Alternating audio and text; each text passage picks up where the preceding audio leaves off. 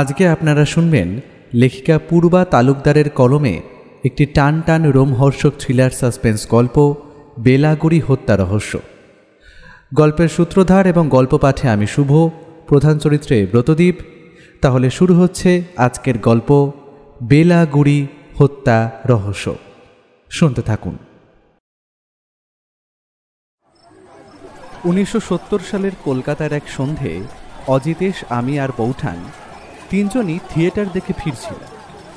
আমি বললাম, থিয়েটারটা জবশ হলো, কি বলো? হ্যাঁ, তোমাদের তো এসব থিয়েটারই ভালো লাগবে। আজকাল যা দেখায় ম্যাগো, রক্ত গরম হয়ে যায়। ঠিক আছে, এখন তাড়াতাড়ি পা চালাও। এদিকে কালকেও বেশ বড় একটা ঝামেলা হয়েছিল। সন্ধে হয়ে এসেছে, এমনিতেই রাস্তায় একটা বড় মিছিল বেরিয়েছে, কখন আবার দাঙ্গা লাগে বলা যায় না। সত্যি, এরা জাতের দোহাই দিয়ে একে অপরের প্রাণ কেড়ে নিচ্ছে অবলীলায়। কত অসহায় নিরীহ মানুষ, কত শিশু এতে প্রাণ হারাচ্ছে, অথচ সরকারের এদিকে কোনো নজরই নেই। নতুন সভ্যতা, নতুন দেশ উত্থানের সময় এমন একটু একটু দাঙ্গা হাঙ্গামা হয়েই থাকে বন্ধু। আমরা নিজেদের মধ্যে কথা বলছিলাম, এমন সময় হঠাৎ করে রাস্তার মিছিলটার মধ্যে একটা বিশৃঙ্খলা দেখা দিল। একদল লোক কোথা থেকে ছুটে এসে মিছিলের ওপর ঝাঁপিয়ে পড়ল। চোখের নিমেষে সেখানে একটা দ্বন্দ্ব বেঁধে গেল। আমি ভীত হয়ে বললাম, প্রত্যেক দিনই একই জিনিস। আর বাবা গো! আমার কথা শেষ হওয়ার আগেই হঠাৎ একটা আদলা ইট এসে বৌঠানের মাথায় লাগলো। একটা অস্ফুট আর্তনাদ করে সে মাথার সামনের অংশটা চেপে ধরে বসে পড়ল। আমি আর অজিতেশ বৌঠানকে কোনোভাবে ধরে বাড়িতে নিয়ে এলাম। ডাক্তার এসে মাথায় ব্যান্ডেজ করে দিয়ে গেল। আমি রাগে ফুঁসতে ফুঁসতে বললাম, যতক্ষণ না দাঙ্গা হাঙ্গামা থামছে এখানে আর নয়। দেশের এই অবস্থায় তুমি কোথায় যাবে শুনি? দেখো, চাই হয়ে যাক। এমন সময় পুঁটিরাম এসে একটা চিঠি ধরিয়ে দিয়ে গেল আমায়। আমি চিঠিটা খুলে পড়তে লাগলাম। কোনো গোপন প্রেমিকা প্রেমপত্র পাঠিয়েছে নাকি? আমার কোনো গোপন প্রেমিকা নেই গো। আর প্রেমপত্র কেউ এইভাবে ডাকে পাঠায় তা তো আমার জানা ছিল না। হা হা, চোখছো কেন? প্রেমিকা নয় তো কে পাঠালো চিঠি? নিজেই পড়ে দেখো। কি দিনকাল পড়লো বন্ধু, বন্ধুর প্রেমপত্র এখন আমাকে পড়তে হবে। এই বলে অজিতেশ চিঠিটা পড়তে লাগলো। প্রিয় অমর, আগামী জ্যৈষ্ঠ মাসে তোমার ভ্রাতুষ্পুত্র শুভ অন্নপ্রাশন উপলক্ষে তুমি সহ অজিতেশ বাবু ও তার সহধর্মিনীর নিমন্ত্রণ রইল আমাদের গৃহে। তোমরা সকলে মিলে এসে উপস্থিত হলে আমি অত্যন্ত খুশি হব। এটি তোমার দাদা হরিহর চ্যাটার্জি। ইনি তোমার সেই জ্যাঠু তো দাদা, তাই না, যিনি শিলিগুড়ি থাকেন? ঠিক ধরেছ। চলো ভায়া, এই যুদ্ধের বাজারেই কলকাতা শহরে আর না। দাদার যখন চিঠি পেয়েছি তখন সেখান থেকেই ঘুরে আসা যাবে। আমি বরং এখনই বেরিয়ে টিকিটটা কেটে নিয়ে আসি। এই বলে তড়িঘড়ি করে আমি বেরিয়ে পড়লাম টিকিট কাটার উদ্দেশ্যে।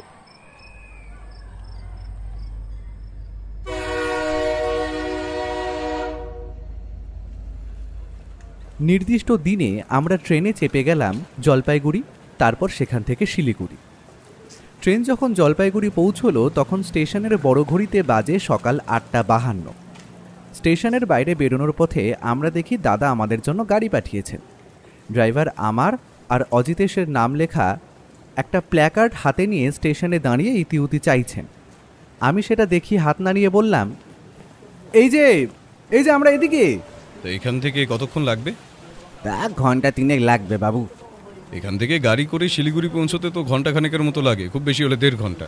আগে স্যারের বাড়ি তো খোদ শিলিগুড়িতে নয়, শিলিগুড়ি থেকে উত্তরে মাইল 2 পথ গেলে তবে বেলাকুড়ি, সেখানেই ওনার বাড়ি। আমরা গাড়িতে উঠে পড়লাম। গাড়িও স্টার্ট দিয়ে দিল।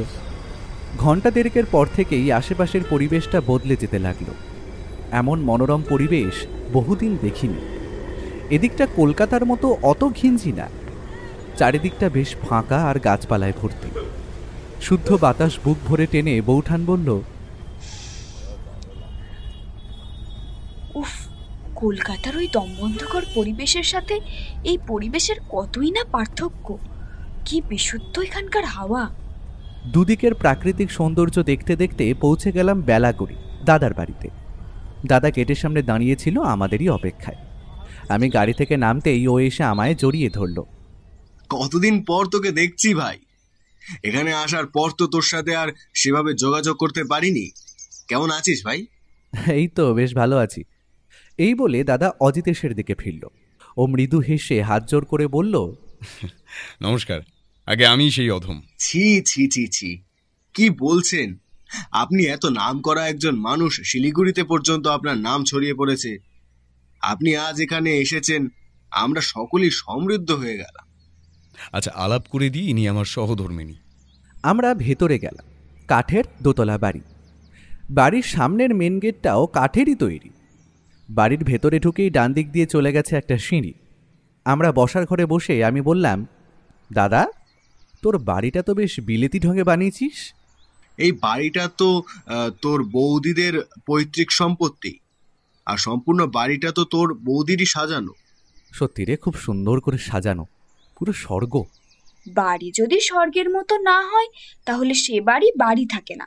বাড়ি এমন হবে যেখানে সবকিছু ছেড়ে ছুড়ে বারে বারে ফিরে আসতে ইচ্ছা করবে। কি বলো ঠাকুরপো? কথাটা বলেই আমাদের সামনে এসে দাঁড়ালো সৌদামিনী। আসলে আমাদের দুইজনের বয়স এক হওয়ায় দাদার বউকে আর বৌদি বলে সম্বোধন করে ডাকি না, সৌদামিনীই বলি। তারপর সে বৌঠানের দিকে তাকিয়ে বলল, তা ভাই, তুমি এই পুরুষদের মাঝখানে বসে কি করবে বলো? এদের যত সব রসকসীন কথাবার্তা, তার চেয়ে তুমি বরং আমার সাথে ভেতরে চলো। এই বলে সৌদামিনী বৌঠানকে নিয়ে ভিতরে চলে গেল। তোরা তো অনেক দূর থেকে এসেছিস, এখন হাত মুখ ধুয়ে দুপুরের খাবার খেয়ে একটু বিশ্রাম কর। আচ্ছা, আজ তো আপনার ছেলের অন্নপ্রাশন, তা কোনো আয়োজন নেই, লোকজন নেই কেন? আসলে ছেলের মুখে প্রসাদ তিথি মেনে বেশ অনেকদিন আগেই দেওয়া হয়েছে। আজকে একটা গেট টুগেদার পার্টি রাখা হয়েছে। বাড়িতে এসব করলে ঝক্কি অনেক বেশি, তাই আমাদের এক কমিউনিটি হল আছে, সেখানেই পার্টিটা অ্যারেঞ্জ করেছি। বিকেলে গেলেই বুঝতে পারবে। দুপুরে খাওয়ার পর আমার বেশ ক্লান্তি আসছিল। আমি বললাম, তোমরা বরং একটু গল্প করো, আমি বরং একটু ঘুমাই। অজিত এসো আমার সাথে উপরে চলে এলো। আমি ঘরে ঢুকে বিছানায় গা এলিয়ে পাশেই থাকা জানলা দিয়ে বাইরের মনোরম শোভা দেখতে দেখতে ঘুমিয়ে পড়লাম। অমর, অমর! অজিতেশের ডাকে যখন ঘুম ভাঙল তখন বাইরে অন্ধকার হয়ে গেছে। আমি চোখ ডলতে ডলতে গিয়ে দরজা খুলতেই অজিতেশ হুড়মুড়িয়ে ঘরে ঢুকে বলল, তোমার ঘুম হলো? হরিহরবাবু আমাদের তৈরি হয়ে থাকতে বলে গেলেন। উনি অনুষ্ঠান বাড়িতে পৌঁছে উনি গাড়ি পাঠিয়ে দেবেন। আমরা সেই গাড়ি করেই নাকি সেখানে পৌঁছবো। আমি আর তোমার বউঠান নিচে গেলাম, তুমি এসো। আমিও চটপট তৈরি হয়ে নিচে গিয়ে দেখি দাদা গাড়ি পাঠিয়ে দিয়েছে। আমরা গাড়ি করে প্রায় আধ ঘন্টা পর অনুষ্ঠান বাড়িতে গিয়ে পৌঁছলাম। জায়গাটার শোভা দেখে আমার চোখ ছানা বড়া হয়ে গেল। পাহাড়ের একেবারে চূড়ার উপরে অবস্থিত সেটা। সেখান থেকে নিচের শহরটা সম্পূর্ণ দেখা যাচ্ছে। আর সম্পূর্ণ বিলেতি ঢঙে তৈরি কমিউনিটি হলটা দেখে মনে হচ্ছিল যেন দেবরাজ ইন্দ্রের রাজসভা। চারিদিকে ভিন্ন রকমের আলোর ঝলকানি আমাকে মুহূর্তের মধ্যে এক অন্য জগতে নিয়ে গিয়েছিল।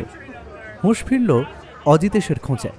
ও বলল, মানছি বড় লোকই ব্যাপার, কিন্তু তাই বলে তুমি এমন হাঁ করে থাকবে? মুখ বন্ধ করে ভেতরে চলো। ভেতরে গিয়ে দেখলাম সেখানের দৃশ্য আরও জমকালো। সকলের পোশাকের বাহার দেখেই বোঝা যাচ্ছিল যে সেটা সম্ভ্রান্তদের অনুষ্ঠান। বন্ধু, চারিদিকটা একবার দেখছো? নিজেদের কেমন যেন বেমানান লাগছে না এখানে? অজিতেশ কিছু একটা বলতে যাচ্ছিল, এমন সময় দাদা আমাদের দেখতে পেয়ে আমাদের দিকে এগিয়ে এসে বলল, তোরা এত দেরি করলি কেন? সেই কখন গাড়ি পাঠিয়েছি। নিজেদের অনুষ্ঠানে কেউ দেরি করে? অজিতেশ বাবু, বৌঠান আসুন, আপনাদের সাথে একজনের পরিচয় করাবো। দাদা আমাদেরকে যেদিকে নিয়ে গেল লক্ষ্য করলাম সেদিকে একটা জটলা। সকলে একজন ব্যক্তিকে ঘিরে উৎসুক হয়ে কিছু আলোচনা করছিল। দাদা আমাদের সেই ব্যক্তির সামনে নিয়ে গিয়ে বলল, স্যার, আপনার সাথে এদের আলাপ করিয়ে দিয়ে এবার। ও হলো আমার ভাই অমরজিৎ বন্দ্যোপাধ্যায়, আর উনি ওর বন্ধু, ইনি ওনার সহধর্মী। নমস্কার। নমস্কার। নমস্কার নমস্কার। আর ইনি আমার বস অম্বরীশ উপাধ্যায়, বেলাগুড়ি তথা শিলিগুড়ির একজন স্বনামধন্য ব্যক্তি। এই কমিউনিটি হলটাও ওনার। হরি, তুমি একটু বেশি বাড়িয়ে বলছো। আমি একজন সামান্য স্বর্ণ ব্যবসায়ী, আর নিজের ক্ষমতায় এই তো একটা সাইড বিজনেস করে খাচ্ছি। বন্ধু, এইভাবে নিজের ঢাক পেটাতে কখন কাউকে দেখেছো? সবই টাকার মায়া। তা আপনাদের এই জায়গাটা কেমন লাগছে? অপূর্ব। এত সুন্দর ডেকোরেশন, দেখলেই তাঁত লেগে যায়। বেশ, বেশ বেশ। আপনি ঠিক আছেন? হ্যাঁ, আসলে কিছুদিন ধরে একটু কাশি হচ্ছে। স্যার একটু শুনবেন? এমন সময় এক ভদ্রলোক হলের দরজার সামনে এসে অম্বরীশবাবুকে ডাকতেই তিনি সেদিকে এগিয়ে গেলেন। আমরাও নিজেদের মধ্যে কথা বলতে লাগলাম। অজিতেশ অবশ্য কথা বলার ফাঁকে ফাঁকে অম্বরীশবাবুকে দেখছিলেন। আমি ওর দৃষ্টি অনুসরণ করে দরজার দিকে তাকিয়ে দেখলাম আগন্তুক ব্যক্তিটির দিকে আঙুল তুলে চোখ বড় বড় করে অম্বরীশবাবু কিছু একটা বলছেন। তার হাবভাবে উত্তেজনা স্পষ্ট। অপর ব্যক্তিটি হঠাৎ চিন্তিত মুখে অম্বরীশবাবুর কানে কানে কিছু একটা বললেন এবং বলার প্রায় সাথে সাথেই অম্বরীশবাবুর মুখটা ফ্যাকাশে হয়ে গেল। আমরা লক্ষ্য করলাম উনি পকেট থেকে একটা রুমাল বার করে কপালের ঘাম মুছলেন। তারপর আগন্তুক ব্যক্তিটিকে হাত তুলে চলে যাওয়ার নির্দেশ দিয়ে কাঁপা কাঁপা হাতে চুরুট ধরালেন। 2-3 বার চুরুটে টান দিতেই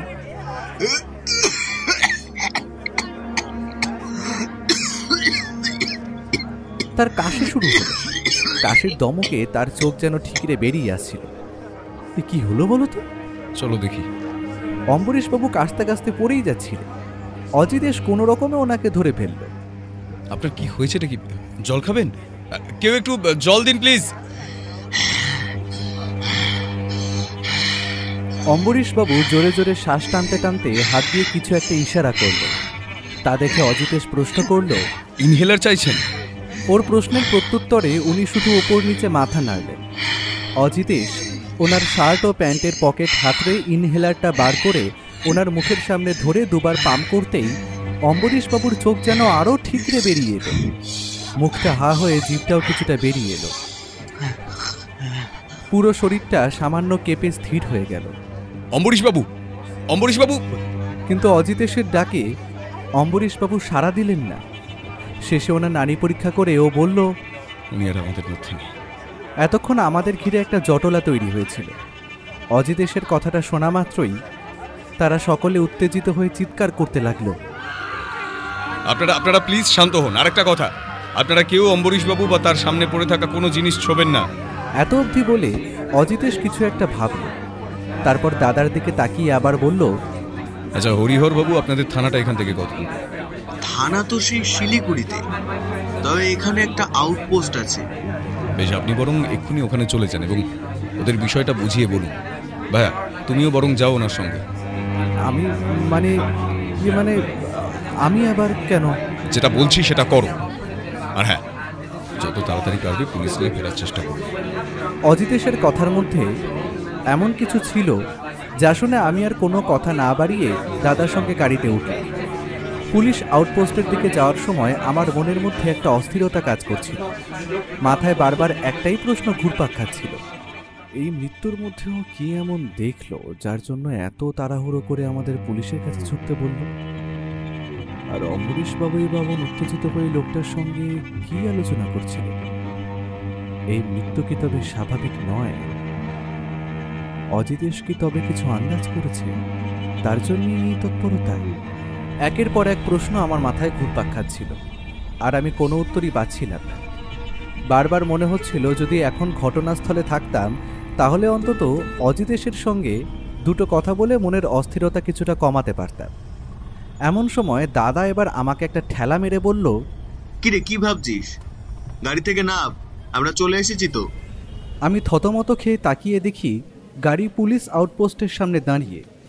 আমরা গাড়ি থেকে নেমে ভেতরে গিয়ে পুলিশকে সবটা সংক্ষেপে বর্ণনা করলাম। তারপর তাদের নিয়ে আধ ঘন্টার মধ্যে কমিউনিটি হলে পৌঁছে দেখলাম সেখানে আগত অতিথিরা থমথমে মুখে দাঁড়িয়ে আছেন। অম্বরীশবাবুর দেহ তখনও মাটিতে পড়েছিল, যেখানে অজিতেশ তাকে ধরে বসিয়েছিল। খানিক দূরে নিঃশব্দে দাঁড়িয়ে কি যেন ভাবছিল। এসআই মোহন গুছাই মৃতদেহের দিকে এগিয়ে গিয়ে ভালো করে পর্যবেক্ষণ করে বললেন, মৃতদেহ দেখে তো এনার স্বাভাবিক মৃত্যু বলেই মনে হচ্ছে, তো আপনাদের মনে সন্দেহ জাগলো কেন? মনে হচ্ছে কারণ উনি আমার চোখের সামনে মারা গেছেন এবং এই মৃত্যু মোটেই স্বাভাবিক ছিল না। আপনি কে? নমস্কার, আমি অজিতেশ বক্সী, এখানে আমন্ত্রিত একজন অতিথি। ও আচ্ছা, অজিতেশ বাবু, আপনার এমন ধারণার কারণটা জানতে পারি? অজিতেশ পুরো ঘটনাটি বিশদে বুঝিয়ে দিল। তার কথা শুনে এসআই মোহন গুছাই গম্ভীর হয়ে কিছু একটা ভাবলেন। তারপর বললেন, দেখুন, আমাদের আউটপোস্টে সেরকম কোনো ব্যবস্থা নেই। ইনারা কমপ্লেন করাতেই আমরা শিলিগুড়ি থানায় খবর পাঠিয়েছি। আমরা এখন দেহ শিলিগুড়ি মর্গে নিয়ে যাচ্ছি। বাদবাকি সব কাজ শিলিগুড়ি থানায় হ্যান্ডওভার করব। আপনাদের যা বলার, যা জানার, সেখান থেকে পরবর্তী তথ্য পেয়ে যাবেন। পুলিশ এরপর বাকি অতিথিদের কাছে গিয়ে কিছু জিজ্ঞাসাবাদ করলেন। তারপর আবার আমাদের কাছে ফিরে এলেন। আমরা দেহ নিয়ে যাচ্ছি, আর চুরুটের টুকরোটা এভিডেন্স হিসাবে নিচ্ছি। এই ইনহেলারটা কোথায়? এই যে। অজিতেশ হাতে ধরা ইনহেলারটি পুলিশের হাতে তুলে দিল। ধন্যবাদ, আসি। পুলিশ দেহ নিয়ে চলে গেলে আমরা বাড়ির পথ ধরলাম। দাদার বাড়িতে ফিরে সোফায় বসে অজিতেশ দাদার সঙ্গে কথা বলা শুরু করলো। হরিহরবাবু, অম্বরীশবাবু তো আপনার বস ছিলেন, তাই না? তা আপনি তার অধীনে ঠিক কি কাজ করতেন? ওনার সোনার ব্যবসা ছাড়াও কাঠের আসবাবপত্রের ব্যবসা ছিল। আমি কাঠের কারবারটাই দেখতাম। মানে ঠিক কি কাজ করতে হতো আপনাকে? কাজ বলতে কাঠের গোডাউনে ফার্নিচার ম্যানুফ্যাকচারিং, পলিশিং এসবের সুপারভাইজার ছিলাম আমি। সবটা আমি তদারকি করতাম। আচ্ছা, মানুষ হিসেবে উনি কেমন ছিলেন? কি বলবো, উনি একটু জটিল মানুষ ছিলেন। ব্যবসায় উনি টাকা ছাড়া আর কিছু বুঝতেন না। টাকার কাছে নৈতিক অনৈতিক সব উনি মিথ্যা বলে মনে করতেন। টাকা কামাতে গিয়ে যে কোনো পথ ধরতে পারতেন। তবে আমাদের সঙ্গে বরাবর ঠিকঠাকই ছিলেন। আমাদের মোটা মাইনে ছুটি ছাটা সব দিতেন। তবে নিজের স্বার্থে ঘা লাগলে উনি যা খুশি তাই করতে পারেন। বুঝলাম। আচ্ছা, ওনার বাড়ির লোক তো কেউ এলো না কেন? আমি যে আপনাকে খবর পাঠাতে বললাম, আপনি জানিয়েছিলেন ওনাদের? হ্যাঁ, তবে ওনার স্ত্রী, ভাই, ভাইয়ের স্ত্রী সহ পুরো পরিবারই ওনার ভাইজির শ্বশুর বাড়ি গেছেন, ভাইজির দেওরের বিয়েতে। আমি টেলিগ্রাম করে দিয়েছি, কালকের মধ্যে ফিরে আসবেন আশা করি। আর অম্বরীশবাবু, তিনি যাননি কেন? যতদূর জানি ওরও যাওয়ার কথা ছিল, কিন্তু আগামী পরশু একটা বড় মিটিং পড়ে যাওয়ায় উনি থেকে গিয়েছেন। যতদূর শুনলাম বেশ বড় ডিল। সেটি সাকসেসফুল হলে বেশ মোটা অঙ্কের মুনাফা হতো। আর হ্যাঁ, ওনার ভাইপো, সেও তার পরিবারের সাথে যায়নি, এখানেই আছে। আমি তো... দাদা কিছু একটা বলতে যাচ্ছিল, এমন সময় ঘরের টেলিফোনটা বেজে উঠল। দাদা উঠে গিয়ে ফোনটা তুলে চিন্তিত মুখে কিছুক্ষণ অপর প্রান্তের কথা শুনল। তারপর আচ্ছা ঠিক আছে এই বলে ফোনটা রেখে দিয়ে আবার সোফায় এসে বসে অন্যমনস্ক হয়ে বলল, হ্যাঁ, কি যেন বলছিলাম? অম্বরীশবাবুর ভাইপোর বিষয়ে কিছু বলছিলেন, যে ওনার ভাইপো সেও তার পরিবারের সঙ্গে যায়নি, এমন কিছু। ও হ্যাঁ, তা ওনাকে খবর পাঠানো হয়নি? তিনিও তো এলেন না। আর আশা, তার তো খোঁজই পাওয়া যায়নি মশাই। মানে? মানে ওই ছেলের বাড়িতেই থাকার কথা, কিন্তু দুদিন ধরে সে নাকি গায়েব। আমি গৌরাঙ্গ বাবুকে বলেছিলাম খবর দিতে, তিনি স্যারের বাড়িতে গেল এবং চাকর জানায় যে ছেলে গত দুদিন হলো বাড়ি ফেরেনি। বটে, তা কোথায় গেছে কিছু জানা গেছে? কোথায় আর যাবে, ওই ছেলে যা বকাটে, মদ জুয়া মেয়ে মানুষ এইসবেই ডুবে থাকে। হয়তো কোথাও মাতাল হয়ে পড়ে আছে। বুঝলাম। আচ্ছা, যে ভদ্রলোক অম্বরীশবাবুর সঙ্গে কথা বলছিলেন তাকে চেনেন? কে তিনি, আর কেনই বা এসেছিলেন বলতে পারবেন? চিনি বলা ভুল, নাম জানি, আর দু একবার আমাদের গোডাউনেও দেখেছি। ওর নাম দেবেন, দেবেন জোয়ারদার। স্যারের সব সোনার ডিলারশিপ গুলো ওই আনতো। পরশু বড় ডিল ফাইনাল হওয়ার কথা, তাই হয়তো সেই নিয়ে কিছু বলতে এসেছিল। আমার মনে হচ্ছে ওই ডিল নিয়েই হয়তো কোনো গন্ডগোল হয়েছে, আর সেই জন্যেই অম্বরীশবাবু নার্ভাস হয়ে অসুস্থ হয়ে পড়লেন। শ্বাসকষ্ট তো ছিলই, সব মিলিয়েই হয়তো হার্ট অ্যাটাকটা হলো। এতে সত্যিই হয়তো কোনো রহস্যই নেই। হতে পারে, তবে আমার সেটা মনে হয় না। এখন শুধু পোস্টমর্টমের অপেক্ষা। ওটা রিপোর্ট আসলেই বোঝা যাবে মৃত্যুটা স্বাভাবিক নাকি না। যাই হোক, আজ এই অবধি থাক, অনেক রাত হলো। হরিহরবাবু, আপনি গিয়ে শুয়ে পড়ুন। আরে এখনই ঘুমোবে? আমার তো মাথায় হাজার প্রশ্ন ঘুরছে গো। ভাবলাম তোমার সাথে বসে একটু আলোচনা করব।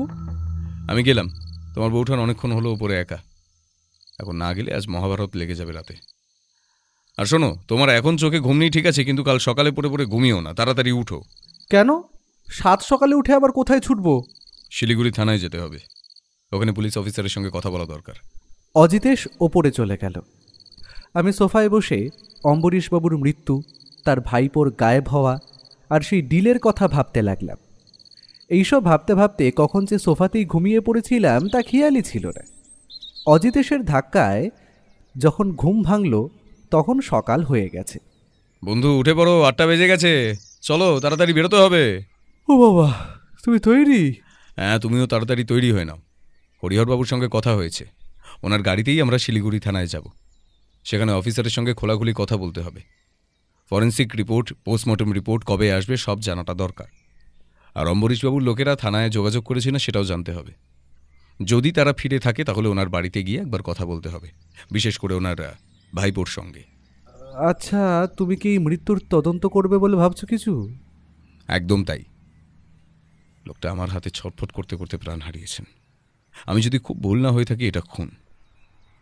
আমার চোখের সামনে আমার হাতে একজন মানুষ কারো গভীর ষড়যন্ত্রের শিকার হলেন, আর আমি নীরবে বসে থাকব? এমনটা তো হতে পারে না। চলো তাড়াতাড়ি রেডি হও, আমি বাইরে অপেক্ষা করছি। আমি তাড়াতাড়ি তৈরি হয়ে বাইরে এসে দেখি অজিতেশ গাড়ির পাশে দাঁড়িয়ে। আমি গাড়িতে উঠতেই গাড়ি ছুটল শিলিগুড়ির দিকে। থানায় পৌঁছে ভেতরে ঢুকতেই এক চেনা গলা কানে ভেসে এলো। আরে অজিতেশ, অমরজিৎ, তোমরা এখানে? কি ব্যাপার? আমরা পেছন ঘুরে দেখি আমাদের পুরনো বন্ধু থানার বড়বাবু সন্দীপ গুহ হাসি মুখে আমাদের দিকে এগিয়ে আসছে। তুমি এখানে? হ্যাঁ, মাস রাতেক হলো বদলি হয়ে এসেছি, কিন্তু তোমরা এখানে কি ব্যাপার? কাল রাতে বেলাগুড়ির নামকরা ব্যবসায়ী অম্বরীশ উপাধ্যায় প্রয়াত হয়েছেন, সেই বিষয়ে আমরা একটু কথা বলতে এসেছি। হ্যাঁ জানি, ওনার দেহ পোস্টমর্টেমে গেছে, 2টো এভিডেন্স পাওয়া গেছে। ওখানকার এসআই বলল সম্ভবত মার্ডার ওয়েপন। এভিডেন্স 2টো ফরেন্সিকে পাঠানো হয়েছে। রিপোর্ট কবে আসবে? আস্তে আস্তে কাল বা পরশু হবে, কিন্তু তোমরা এত কিছু জিজ্ঞেস করছো। অজিতেশ, তুমি কি এতে অস্বাভাবিক কিছু দেখছো? ভদ্রলোক আমার হাতে শেষ নিঃশ্বাস ত্যাগ করেছেন সন্দীপ। আমি নিশ্চিত ওনার মৃত্যুর পেছনে কোনো গভীর রহস্য লুকিয়ে আছে। আমরা কথা বলছি এমন সময় থানায় দুজন এসে ঢুকলেন। একজন 50 ভদ্রলোক আর একজন 28 বছরের তরুণ। তারা উদ্বিগ্ন মুখে সন্দীপের দিকে এগিয়ে এলেন। তরুণীটি বললেন, আমার স্বামী অম্বরীশ উপাধ্যায় কাল রাতে মারা গেছেন। আমরা এখানে ছিলাম না, টেলিগ্রাম পেয়ে আজ সকালে ফিরেছি। ফিরে জানতে পারলাম এই কেসটা আপনারা দেখছেন। আমার স্বামীর দেহ কোথায়? মহিলাকে দেখে আমি আর অজিতেশ হতবাক। এই তরুণী অম্বরীশবাবুর স্ত্রী, বয়সে তো প্রায় ওনার মেয়ের সমান। এমন সময় পাশে দাঁড়ানো ভদ্রলোক বলে উঠলেন, দেখুন, আমার দাদা মারা গেছেন, আমরা বিপর্যস্ত। কিভাবে কি হলো একটু খুলে বলুন দেখি। সন্দীপ আমাদের দিকে তাকিয়ে বলল, প্রত্যক্ষদর্শী তো তোমরাই না হয় ওনাদের বুঝিয়ে বলো। আমরা সংক্ষেপে ঘটনাটা বুঝিয়ে বললাম, কিন্তু অম্বরীশবাবুর ভাই আমাদের কথায় যেন খানিকটা বিরক্ত হলেন। বললেন, আপনারা কেন মনে করছেন আমার দাদা খুন হয়েছেন? ওনার হাই ব্লাড প্রেশার ছিল, শ্বাসকষ্টের সমস্যা ছিল, উনি চেইন স্মোকার ছিলেন। হার্ট অ্যাটাকও তো হতেই পারে। নিশ্চয়ই পারে, কিন্তু এমন আকস্মিক মৃত্যু হলে পুলিশ কেস হয়, আর এক্ষেত্রে পোস্টমর্টম হয়। মিস্টার, আমি দিগম্বর উপাধ্যায়, অম্বরীশ উপাধ্যায়ের ভাই, আর ইনি আমার দাদার স্ত্রী কঙ্কা উপাধ্যায়। দেখুন দিগম্বর বাবু, আমরা আপনাদের মানসিক অবস্থা বুঝতে পারছি। পোস্টমর্টেম রিপোর্ট এলেই আমরা দেহ আপনাদের হস্তান্তর করে দেব, তাই একটু ধৈর্য ধরুন। আচ্ছা মিস্টার উপাধ্যায়, একটা কথা বলতে চাই। জানি এখন আপনাদের মনের অবস্থা ভালো নেই, তাও যদি আপনারা 10টা মিনিট সময় দেন তাহলে আমি আপনাদের পরিবারের সঙ্গে একটু কথা বলতাম আর কি। কিসের কথা? আপনি কেন এই বিষয়ে নাক গলাচ্ছেন? দেখুন, আমি একজন সত্যান্বেষী। সত্য খুঁজে বের করা আমার কাজ। আমার চোখের সামনে কোনো অপরাধ হলে আমি সেটার সত্য বের করেই ছাড়ি। তাতে আর কারো মত থাকুক বা না থাকুক। ঠিক আছে, বেলার দিকে আপনারা আমাদের বাড়িতে আসুন। আমার স্বামীকে যদি সত্যি কেউ হত্যা করে থাকে তবে আমিও চাই হত্যাকারী ধরা পড়ুক। আমি লক্ষ্য করলাম কথাটা বলার সময় কঙ্কা দেবী তীক্ষ্ণ দৃষ্টিতে একবার দিগম্বর বাবুর দিকে তাকালেন। দিগম্বর বাবু তৎক্ষণাৎ বলে উঠলেন, বৌদি, এদের কথায় কান দেবেন না, এরা নিজেদের গুরুত্ব বাড়াতে এসব করে। দিগম্বরবাবু, ওনার মৃত্যু স্বাভাবিক হলে কেউই নাক গলাবে না, কিন্তু কোনো গোলমাল থাকলে পুলিশ কিন্তু নাক গলাবেই। আমি অজিতেশকে ভালো করে চিনি। ও যখন বিনা পারিশ্রমিকে যেচে আপনাদের সাহায্য করতে চাইছে, নিয়ে নিন। ঠিক আছে, বেলায় আসুন, আমরা যতটা সম্ভব সাহায্য করব। আমরা বাড়ি ফিরে জলখাবার খেয়ে উপাধ্যায় বাড়ির উদ্দেশ্যে রওনা দিলাম। বাড়ির সামনে পৌঁছে আমরা থ হয়ে গেলাম। এ কি বাড়ি না রাজপ্রাসাদ? বিশাল বড় বাড়িটা যেন শিল্পকর্মের এক নিদর্শন। সামনে বিস্তীর্ণ বাগান, ফোয়ারার জলধারা আর রকমারি ফুলের সমারোহে চোখ জুড়িয়ে যায়। বাগান পেরিয়ে রাস্তাটা সোজা গাড়ি বারান্দা পর্যন্ত গেছে। আমরা হেঁটে এগিয়ে গেলাম। গাড়ি বারান্দায় একজন লোককে দেখলাম, সম্ভবত মালি। তার কাছে দিগম্বর উপাধ্যায়ের খোঁজ করতেই তিনি আমাদের দোতলায় যেতে বললেন। বাড়ির ভেতরে ঢুকে সিঁড়ি ধরে উঠতে উঠতে চোখ তো ধাঁধিয়ে গেল। সাদা মার্বেলের মেঝে, দেওয়ালে নকশাদার কারুকাজ, আর চারপাশে এমন শৈল্পিক সৌন্দর্য যে মুগ্ধ না হয়ে পারা যায় না। দোতলায় একটা বড় হল ঘর। ঘরের মাঝখানে সেগুন কাঠের কারুকার্য করা একটা বিশাল সোফায় কিছু হিসেবের কাগজপত্র নিয়ে বসেছিলেন দিগম্বরবাবু। আমাদের দেখে তিনি বললেন, ও, এসে গেছেন, বলুন কি করতে পারি। এমন সময় সেখানে উপস্থিত হলেন বছর 40-এর একজন ভদ্রমহিলা। আমাদের দেখে তিনি একটু অবাক হলেন। দিগম্বরবাবু তৎক্ষণাৎ বলে উঠলেন, আলাপ করিয়ে দিই, ইনি আমার স্ত্রী রঞ্জাবতী। আর রঞ্জা, এরা হলেন, মাফ করবেন, আপনাদের নামটা মনে নেই। নমস্কার, আমি সত্যান্বেষী, আপনারা যাকে গোয়েন্দা বলেন আর কি, আর ও আমার বন্ধু। হ্যাঁ, এরা দাদার মৃত্যু তদন্ত করতে এসেছেন। উনি গোয়েন্দা। গোয়েন্দা নয় দিগম্বরবাবু, সত্যান্বেষী। ওই হলো, কি জানতে চান বলুন। আপনার দাদার সঙ্গে আপনার সম্পর্ক কেমন ছিল? ভালোই ছিল, ভাই দাদার সম্পর্ক যেমন হয়। বেশ, আপনি কি আপনার দাদার ব্যবসা দেখতেন? আজ্ঞে না, আমার ফার্মাসি আছে, তাতেই দিব্যি চলে যায়। দাদা অনেকবার বলেছিলেন তার ব্যবসায় যোগ দিতে, কিন্তু জানেন তো, ব্যবসা, টাকা পয়সা এসবে জড়ালে সম্পর্ক নষ্ট হয়। তাছাড়া দাদার কাজকর্ম আমার ঠিক ভালো লাগতো না। মানে দাদার কাঠের ব্যবসা ছিল, সোনার ব্যবসা ছিল, বড় ব্যবসা, ঝামেলাও বড়। আচ্ছা, আপনার দাদার কি কারো সঙ্গে কোনো শত্রুতা ছিল? এই ধরনের কাজে তো আর শত্রুর অভাব হয় না মশাই। দাদার ব্যবসায় মোটা টাকার লেনদেন হতো। তাছাড়া দাদা একটু বেশি সতর্ক ছিলেন টাকা নিয়ে। পরিবারের থেকেও তার কাছে টাকা বেশি প্রিয় ছিল, ফলে অনেকের সঙ্গে তার বড়িমনা হতো না। বাজারে তো গুজব আছেই, উনি নাকি চোরা কারবার করতেন। ধরা কখনো পড়েননি, তবে গুজব তো থাকবেই। এবার এসব যদি সত্যি হয়, শত্রু থাকাটা কি খুব অস্বাভাবিক কিছু? চোরা কারবার মানে কি ধরনের? দেখুন, আমি এত কিছু জানি না, কানে এসেছে তাই বললাম। আপনার কানে চোরা কারবারের খবর এলো, কিন্তু কিসের চোরা কারবার সেটার একবারও খোঁজ নিলেন না। মশাই, আমি ঝামেলা পছন্দ করি না। নিজের ব্যবসা নিয়ে থাকি, কখনো দাদার ব্যবসায় মাথা ঘামানোর চেষ্টা করি। তাছাড়া ওনার ব্যাপারে কেউ নাক গলাক, সেটা উনি কখনোই পছন্দ করতেন না। ঠিক আছে, আজ চলি, দরকার হলে আবার আসবো। আমরা উঠে দাঁড়ালাম। অজিত রঞ্জাবতী দেবীর উদ্দেশ্যে বলল, আমরা একবার অম্বরীশবাবুর ঘরে যাব। ওনার ঘরটা কোন দিকে? এই তো, করিডোর ধরে সোজা দক্ষিণ দিকে চলে যান। ওখানে সবচেয়ে বড় যে ঘরটা, ওইটাই দাদার। বৌদি সম্ভবত ঘরেই আছেন। ধন্যবাদ। করিডোর ধরে দক্ষিণ দিকে এগিয়ে বড় ঘরটায় ঢুকতেই দেখলাম জানলার ধারে একটা চেয়ারে উদাস হয়ে বসে আছেন কঙ্কা দেবী। সাদা থানে তার মুখের বিষণ্ণতা যেন আরও গাঢ় হয়েছে। অজিতেশ দরজার সামনে দাঁড়িয়ে বলল, কঙ্কা দেবী, আসতে পারি? কঙ্কা দেবী আঁচলটা গায়ে টেনে বললেন, ও আপনারা? হ্যাঁ, আসুন, বলুন কিভাবে সাহায্য করতে পারি। প্রথমে বলবো, এই সময় আপনাকে বিরক্ত করার জন্য আমরা দুঃখিত। দুঃখের কি আছে, এ আমার ভাগ্য মিস্টার বক্সি। আচ্ছা, আপনার কেন মনে হচ্ছে যে আমার স্বামীকে কেউ খুন করেছে? শ্বাসকষ্ট, ব্লাড প্রেশার যতই থাকুক, ইনহেলার নিলে মানুষ অন্তত প্রাণে বেঁচে থাকে, কিন্তু ইনহেলার নেওয়ার পরেও উনি মারা গেলেন।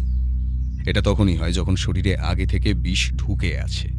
হরিহর বাবুর সঙ্গে কথা হয়েছিল, তিনি তো বললেন অনুষ্ঠানে ঢোকার কিছুক্ষণের মধ্যেই নাকি উনি মারা যান। তাহলে তো কিছুই খাননি, তবে বিষ এলো কিভাবে? ঠিকই, কিন্তু উনি চুরুট খেয়েছিলেন। যদি কেউ চুরুটে বিষ মিশিয়ে দেয় আর সেটা ধোঁয়ার মাধ্যমে শরীরে যায়, তাহলে ইনহেলারেও প্রাণ বাঁচানো যায় না। কিন্তু কে করবে এমন? তাছাড়া ওর চুরুট বিদেশ থেকে আসতো, ও ছাড়া তো কেউ হাতও দিত না ওতে। কিন্তু কেউ ওকে মারতে আসল চুরুট বদলে বিষ মেশানো চুরুট রেখে দিতেই পারে। এত বড় কাজ কে করবে অজিতেশ বাবু? আপনার কাউকে সন্দেহ হয়? মানে আমি তো ওর ব্যবসার ব্যাপারে তেমন কিছু জানি না, তবে হ্যাঁ, বিয়ের পর থেকে না দেখেছি নিষেধ কথায় কথায় ওর সাথে খুব ঝামেলা করতো, টাকাও চাইতো। ছেলেটা খুব বখাটে, উচ্ছন্নে গেছে একেবারে। উনি টাকা দিতে চাইতেন না, কারণ টাকা মানেই ওই মদ, জুয়া আর নোংরা জায়গায় যাওয়া। নিষেধের ব্যবহারে উনি খুব মনমরা হয়ে পড়তেন। একটা প্রশ্ন করছি, কিছু মনে করবেন না। আপনাদের বয়সের ফারাক তো বেশ। আপনাদের বিয়েটা... হ্যাঁ, আমি ওর থেকে অনেকটাই ছোট। আমাদের বিয়ে হয়েছে এই 3 বছর হলো। উনি একবার অসুস্থ হয়ে হাসপাতালে ভর্তি হন। আমি তখন ওই হসপিটালের নার্স ছিলাম। সেখানেই আমাদের আলাপ, আর তারপরে বিয়ে। আচ্ছা, সবাই আপনাদের বিয়েটা মেনে নিয়েছিল? দুজন প্রাপ্তবয়স্ক মানুষ একে অপরকে বিয়ে করেছে, এতে কারোর কি সমস্যা থাকতে পারে? আমরা কণ্ঠস্বর শুনে পেছন ফিরে দেখলাম ঘরের দরজায় দাঁড়িয়ে আছে বছর 24-এর একজন বিবাহিতা তরুণী। আপনি? আমি রঞ্জনা, অম্বরীশ উপাধ্যায়ের প্রথম পক্ষের মেয়ে। কাকিমা বললেন আপনারা বাবার মৃত্যুতে কোনো রহস্য খুঁজে পেয়েছেন। রহস্য ঠিক নয়, অস্বাভাবিকতা। সেই বিষয়ে একটু কথা বলতে এসেছি। ঠিক আছে, তবে ছোট মাকে বেশি বিরক্ত করবেন না, ওনার একেবারেই মন ভালো নেই। আর আপনাদের কাজ হয়ে গেলে আপনারা আসতে পারেন। অবশ্যই। আচ্ছা, নিশীথ কি ফিরেছে? আসলে ওনার সঙ্গে একটু কথা ছিল। হ্যাঁ, ভোরেই ফিরেছে, ঘরে মাতাল হয়ে পড়ে আছে। যান, দেখুন কথা বলতে পারেন কিনা। ঘরটা একতলায়, উত্তরের ঘরটা। আমরা সিঁড়ি দিয়ে নিচে নেমে উত্তরের ঘরে ঢুকলাম। দেখলাম একটা চেয়ারে পা তুলে বসে আছে বছর 21-এর এক ছোকরা, হাতে চুরুট। অম্বরীশবাবু যে চুরুট খেতেন ঠিক সেই চুরুট। আমাদের দেখে নিশীথ বিরক্ত হয়ে বলল, কে আপনারা, কি চান? কাল রাতে আপনার জ্যাঠামশাই মারা গেছেন, জানেন নিশ্চয়ই? হ্যাঁ, সকালে শুনলাম। আপনি দুদিন কোথায় ছিলেন? আপনি কে মশাই? আমি আমার বাপকে উত্তর দিই না, আপনাকে দেব? আমি আপনার জ্যাঠার মৃত্যুর তদন্ত করছি। তদন্ত?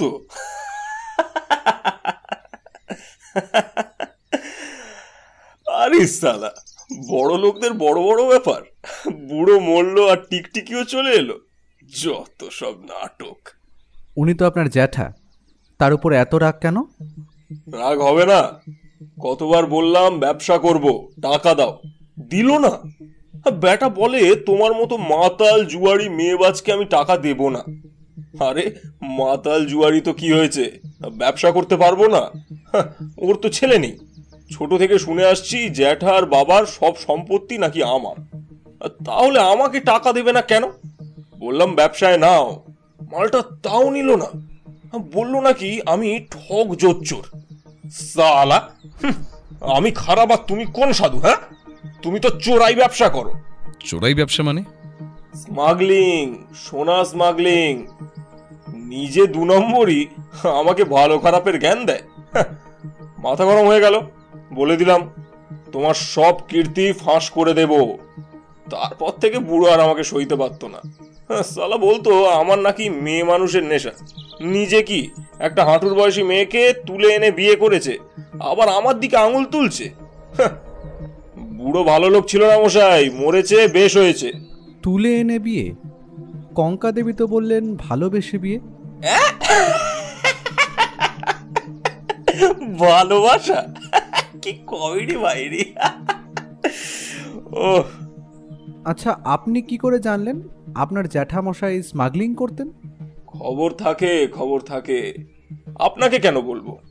আর তাছাড়া আপনি তো প্রশ্ন করেই চলেছেন। আমার যে এত সময় নষ্ট করলেন, আমার সময়ের দাম আছে তো নাকি? তা টাকা দেবেন? টাকা ছাড়া কিছু বোঝেন না? না মশাই, উপাধ্যায়ের বংশে কেউই টাকা ছাড়া কিছু বোঝে না, না বুড়ো না আমার বাপ। আমি এ বংশের ছেলে, অন্যথা করি কি করে? যান যান, টাইমস আপ। এখন আমার ন্যাপ নেওয়ার সময়। আমরা বাড়ি থেকে বেরিয়ে এলাম। বাবা, চমৎকার পরিবার। ওর চুরুটটা দেখলে? অম্বরীশ বাবুর ব্র্যান্ড। দেখেছি। উপাধ্যায় বাড়ি থেকে ফিরে এসে দুপুরের খাবার সেরে কিছুক্ষণ বিশ্রাম নিলাম। বিকেলে দাদা বাইরে যাচ্ছিল, তা দেখে অজিতেশ জিজ্ঞেস করলো, কোথাও যাচ্ছেন নাকি হরিহর বাবু? হ্যাঁ, একবার গোডাউনে যেতে হবে। কাল আমাদের একটা বড় অর্ডার যাবে। কাজ কতদূর ফিনিশিং হলো, কেমন হলো সেটা দেখতে হবে। আচ্ছা, অম্বরীশ বাবু তো এখন নেই, তার সম্পত্তি এখন কার নামে যাবে? যতদূর জানি তার ভাইপো নিশীথ, মেয়ে রঞ্জনা আর কঙ্কা দেবীর নামে তার সম্পত্তি ভাগ হবে।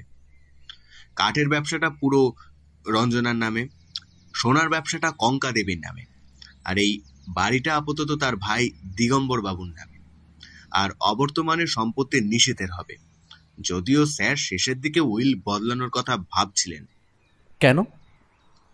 শেষটাই নিশীথের বারবারন্তি দেখে উনি স্থির করেছিলেন যে নিশীথকে উনি কিছুই দেবেন না। সেই নিয়ে উকিল বাবুর সাথে কথাও বলবেন এবং বলেও ছিলেন, কিন্তু তার আগেই তো উনি চলে গেলেন। আপনি এত কিছু জানলেন কিভাবে? স্যার আমাকে স্নেহ করতেন, একদিন এসব নিয়ে কথাও বলেছিলেন, তাই জানা। নিশীথের সঙ্গে অম্বরীশ বাবুর সম্পর্ক কেমন ছিল? স্যার নিশীথকে খুব ভালোবাসতেন, কিন্তু গেল মাসে তো আমাদের গোদামে এসে নিশীথ যে হুজ্জতি করলো, তার নাকি 5,000 টাকা দরকার। স্যার দিলেন না। স্যার রেগে গিয়ে নিশীথকে চড় মারেন আর সবার সামনে বলেন যে তিনি নিশীথকে সম্পত্তি থেকে বঞ্চিত করবেন। সেই শুনে রাগে লাল হয়ে নিশীথ স্যারকে বলে, ভালো করলে না বুড়ো, এক তো সবার সামনে আমার গায়ে হাত তুললে, এখন আবার আমার হক মারবে বলছো? ভালো করছো না বুড়ো। হ্যাঁ, তোমাকে মূল্য দিতে হবে। তারপর কি হলো? তার কিছুদিন পর নিশীথ আবার এসেছিল, হাতে একটা ব্রিফকেস নিয়ে। সেদিন আমাদের কার্ড আসার কথা। নিশীথ বলল স্যার নাকি টাকা লেনদেনের একটা ফাইল বাড়িতে ফেলে এসেছিলেন, ও সেটা দিতে এসেছে। স্যার তখন অফিসে ছিলেন না। আমাদের ম্যানেজার ফাইলটা চাইলে নিশীথ বলল, দরকারি ফাইল, জেঠি বলেছেন শুধু জ্যাঠার হাতে দিতে। আমি ওনার জন্য চেম্বারে ওয়েট করব, উনি আসলে ওনার হাতেই ফাইল দেব। এই বলে নিশীথ ওনার চেম্বারে চলে যায়। আমরাও কাজে ব্যস্ত হয়ে পড়ি। স্যার আসলে ওনাকে বিষয়টা জানাতে উনি চেম্বারে গিয়ে দেখেন চেম্বারে কেউ নেই। শুধু তাই নয়, স্যারের ড্রয়ার থেকে সেদিন পেমেন্টের পুরো টাকাও উধাও ছিল। জানাজানি হলে পরিবারের বদনাম, তাই স্যার আমাকে আর আমাদের ম্যানেজারকে পুরো বিষয়টা চেপে দিতে বললেন। ইন্টারেস্টিং। যাই হোক, আমি এখন আসি। আপনারা কোথাও যাবেন? অফিসে গিয়ে গাড়ি পাঠিয়ে দেবো? চলুন, আপনার সঙ্গেই যাব। কাঠের গোডাউনটাও দেখে নেব, ওখানকার লোকেদের সঙ্গে কিছু কথা বলার আছে। তারপর সোনার দোকানেও যেতে হবে। ঠিক আছে, চলুন। তিনজন একসঙ্গে আমরা বেরিয়ে পড়লাম। গাড়িতে উঠে অজিত দাদাকে জিজ্ঞেস করলো, অম্বরীশ বাবুর এত বড় বড় ডিল হতো, তার মধ্যে কি স্মাগলিং টাগলিং ছিল? সেসব ব্যাপারে আমি ঠিক জানি না। স্যারের সোনার ব্যবসায় বড় বড় ডিল হতো ঠিকই, তবে কি পদ্ধতিতে, স্মাগলিং নাকি অন্য কিছু, সেটা আমার জানা নেই। আপনারা সোনার দোকানের ম্যানেজারের সঙ্গে কথা বলতে পারেন, আর নয়তো দেবেনের সঙ্গে যোগাযোগ করুন। দেবেনই সব ডিল নিয়ে আসতো। দেবেনকে কোথায় পাওয়া যাবে? ওর বাড়ির ঠিকানা আমার জানা নেই। হ্যাঁ, তবে আমাদের এখানে একটা ক্লাব আছে। দেবেন মাঝে মধ্যে সেখানে জুয়া খেলতে চায়। জুয়া? আগে আমাদের এখানকার ক্লাবে বড় বড় মানুষরা জুয়া খেলতে যান। নিশীথ কি সেখানে যায়? তা যায় বই কি, দেবেনের সঙ্গে ওর বেশ ভাব। আচ্ছা, কি নাম ক্লাবের? দি হিমালয়ান প্যারাডাইস। একটা কাজ করুন, আমরা আপাতত বরং ওই ক্লাবে যাই। আপনি আমাদের সামনের মোড়ে নামিয়ে দিন, আর আপনি পৌঁছে গাড়িটা কাইন্ডলি পাঠিয়ে দেবেন। একদম। আচ্ছা, তুমি কি ভাবছো অম্বরীশ বাবুর মৃত্যুর সাথে নীতিশ কোনোভাবে জড়িত? আমার মনে কতগুলো অনুমান আছে অমর, কতগুলো বিন্দু। আমি সেগুলোকে মেলানোর চেষ্টা করছি মাত্র। মিলে গেলেই আসল চক্রান্তকারী হাতে চলে আসবে। আচ্ছা, স্যারের তো এখনো পোস্টমর্টম রিপোর্ট আসেনি। আপনি এখনই এতটা নিশ্চিত হচ্ছেন কিভাবে যে স্যারের মৃত্যু কারো চক্রান্তে হয়েছে? থামুন। কেন, কি হলো? আমাদের গন্তব্য এসে গেছে। গাড়ি থামতেই আমরা গাড়ি থেকে নেমে পড়লাম। ও বলল, আমি নিশ্চিত হচ্ছি আমার অভিজ্ঞতা থেকে। রাতে দেখা হচ্ছে। দাদার গাড়ি চলে গেলে আমরা ক্লাবের দিকে রওনা দিলাম। ক্লাবে পৌঁছে দেখি ভেতরে বেশ ভিড়। একটু এদিক ওদিক চোখ ঘোরাতে চোখে পড়ল একটা জুয়ার টেবিলে বসে তাস পিটছে নিশীথ আর দেবে। আমাদের দেখে নিশীথ বিরক্ত হয়ে চেঁচিয়ে উঠল, আপনারা কি আমাকে ফলো করছেন? এখানেও হাজির হয়েছেন? ফলো করার মতো কি আপনি কিছু করেছেন নিশীথবাবু? না, আমি কিছু করিনি। তাহলে ভয় পাচ্ছেন কেন? কেন ভাবছেন আমরা আপনাকে ফলো করছি? আমরা তো এসেছি দেবেনবাবুর সঙ্গে কথা বলতে। নিশীথ চুপ করে গেল, কিন্তু দেবেন আমাদের দেখে হঠাৎ দৌড় লাগালো। অজিতেশ এক লাফে গিয়ে তার জামার কলার ধরে মাটিতে ফেলে বলল, আরে মশাই, আমি তো আপনার সঙ্গে কথা বলতে এসেছি, আপনি পালাচ্ছেন কেন? আমি কিছু জানি না, আমি কিছু করিনি। বিশ্বাস করুন, বিশ্বাস করুন, সত্যি আমি কিছু করিনি। আমি কখন বললাম আপনি কিছু করেছেন? আমি তো শুধু কথা বলতে এসেছি। আপনি কিছু না শুনে কি করে বুঝলেন আমি কি জানতে এসেছি? আমি সত্যি কিছু জানি না।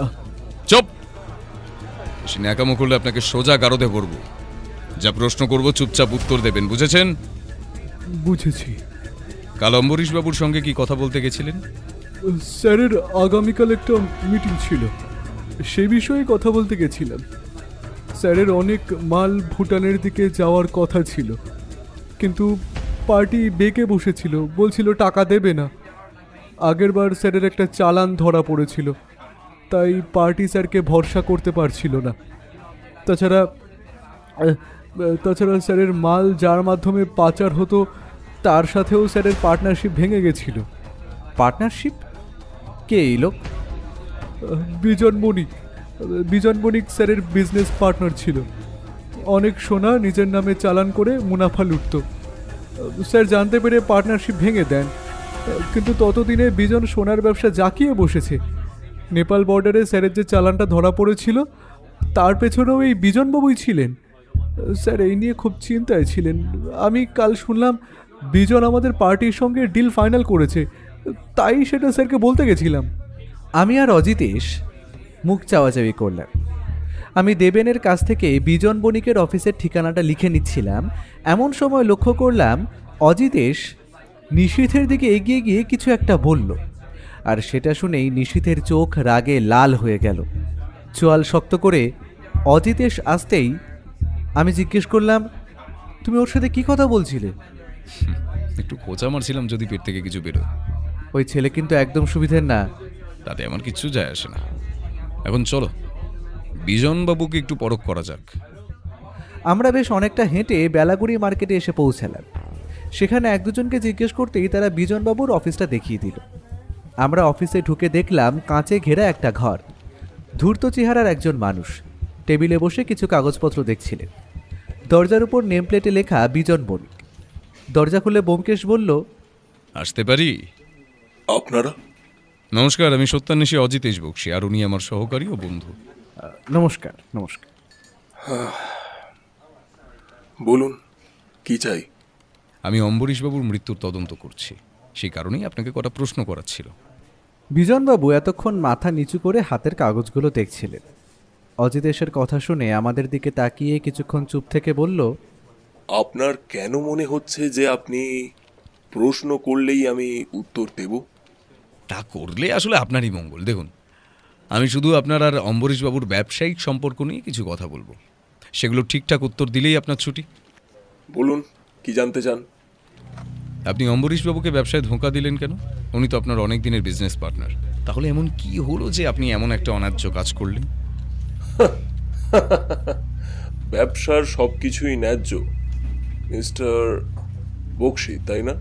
তার মানে আপনি স্বীকার করছেন আপনি অম্বরীশবাবুকে ব্যবসায় ধোঁকা দিয়েছেন? ধোঁকা? ভুল বললেন, বরং বলুন চোরের ওপর বাটপাড়ি করেছি। কিরকম? অম্বরীশ আমার বিজনেস পার্টনার ছিল ঠিকই, আমরা একসঙ্গে সোনার ব্যবসা করতাম, কিন্তু ও ছিল পয়সার পিশাচ। সবসময় মুনাফার বড় ভাগ নিজের পকেটে ভরত। লাভের টাকা নিয়ে কতবার ঝামেলা হয়েছে। তারপর ভাবলাম ভদ্রতা করে এর সঙ্গে চলবে না, তাই আমি আমার মতো খেলে গেলাম, ওকে ওভারটেক করলাম, ব্যাস ওর গায়ে ঝাল লেগে গেল। আমি জানতাম ও আমাকে ব্যবসায় রাখবে না। কলেজের সময় থেকে ওকে চিনি, সালা শয়তান, নিজের শ্বশুরের টাকায় এত বড় ব্যবসা দাঁড় করালো। আর শিবানী খুব ভালোবাসতো ওকে, কিন্তু ও সেই ভালোবাসার মূল্য দিল না, মেরে ফেললো শিবানীকে। মানে? ও মা, আপনারা জানেন না, ওর প্রথম পক্ষের স্ত্রী শিবানী 3 বছর হলো মারা গেছেন। না, সে ব্যাপারে খোঁজ নেওয়া হয়নি আসলে। শুনুন, আপনারা যার মৃত্যু তদন্ত করছেন সে একটা নরকের কীট ছিল। শিবানী ওর চোরা কারবারের কথা জেনে ফেলেছিল, দুজনের মধ্যে প্রচন্ড ঝামেলা হতো। অম্বরীশ হামেশাই শিবানীকে মারধর করত। শিবানী তার বাবার টাকায় তৈরি ব্যবসায় অসাধু কাজ মেনে নিতে পারেনি। একদিন ঝগড়া তুমুলে যায়, শিবানী গাড়ি নিয়ে বেরিয়ে যান। গাড়িটা অ্যাক্সিডেন্ট করে খাদে পড়ে আর শিবানী মারা যায়। এটা তো অ্যাক্সিডেন্ট, তাহলে আপনি খুন বলছেন কেন? খুন বলছি কারণ অম্বরীশ গাড়ির ব্রেক ভেঙে রেখেছিল। তো এসব আপনি জানলেন কি করে?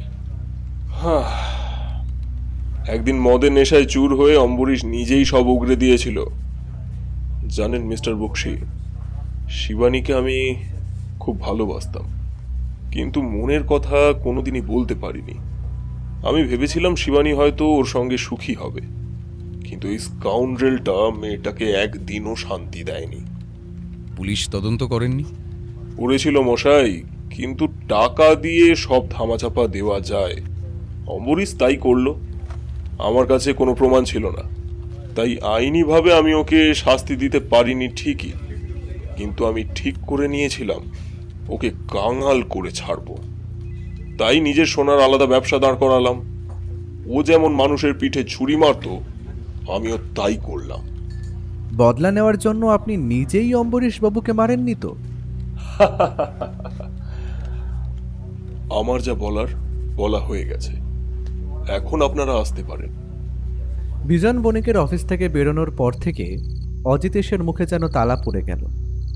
সারা পথ একটাও কথা বলল না। বাড়ি ফিরে সে টেবিলের উপর রাখা টেলিফোন তুলে নিয়ে সম্ভবত শিলিগুড়ি থানায় সন্দীপকে ফোন করল। আমি পাশে দাঁড়িয়ে শুধু ওর কথাগুলো শুনতে পেলাম। হ্যালো, অজিতেশ বক্সি বলছি। শোনো, তোমাকে একটা কাজ করতে হবে।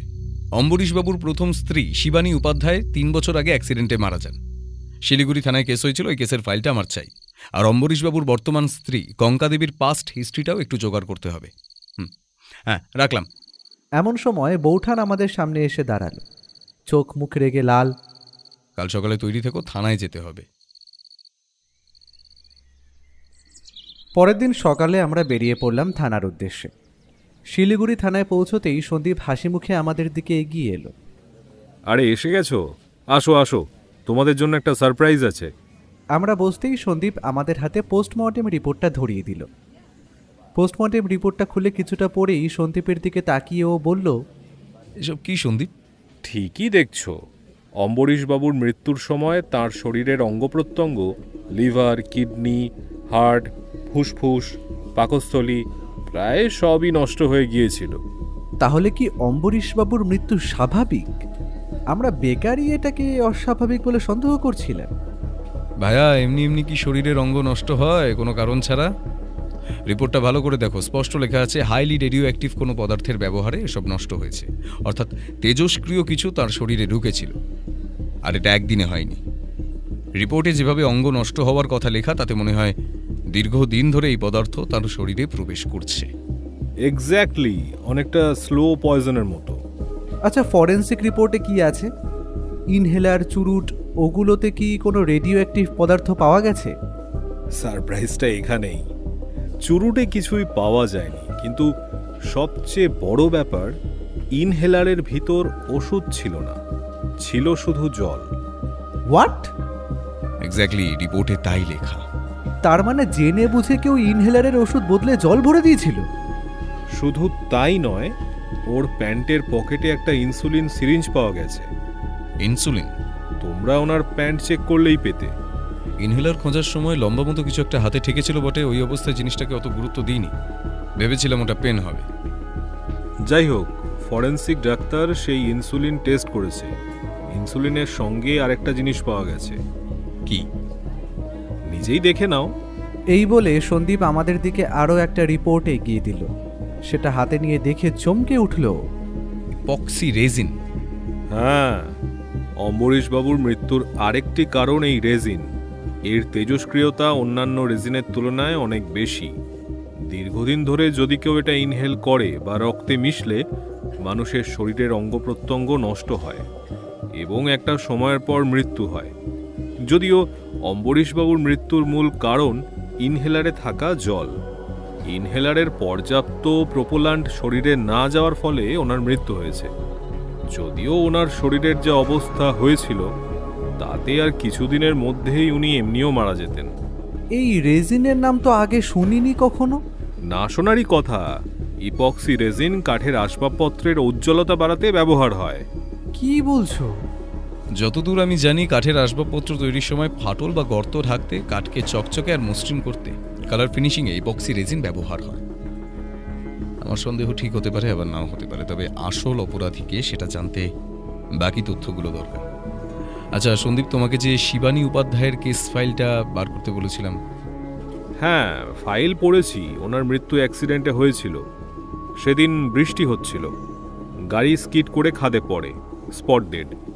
তুমি বলেছিলে ব্রেক আগে থেকে ভাঙা ছিল, কিন্তু ফাইলে তেমন কিছুই পাওয়া যায়নি। আগের অফিসারের সঙ্গে কথা বলেছো? ফোন করেছিলাম, কিন্তু উনি অদ্ভুতভাবে এড়িয়ে গেলেন। মনে হলো কিছু লুকোচ্ছেন। সেটাই স্বাভাবিক।